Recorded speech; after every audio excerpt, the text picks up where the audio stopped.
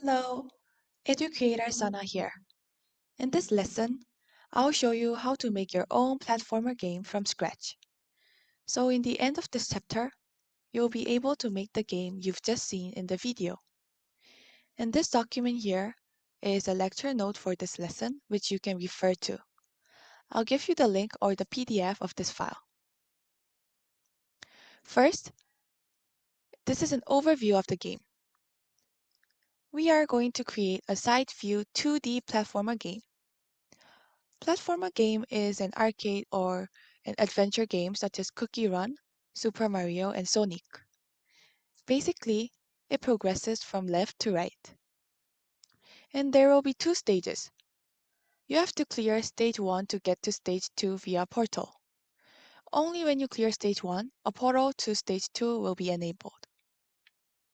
And the basic components are jumping and running, but you'll have to gather coins and jump on monsters to get to the end before you die.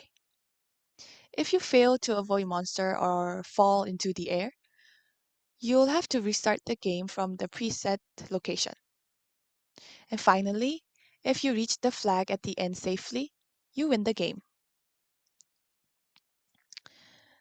Therefore, you'll need to create 3 maps: a lobby, stage 1, and stage 2.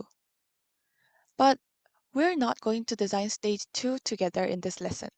I'll leave it for you to do. So only stage 1 we'll be doing here. And moving on, let's take a look at functional specification. This is the list of functions and elements we need in order to make the game. We'll use 2 different tiles here with a different running speed.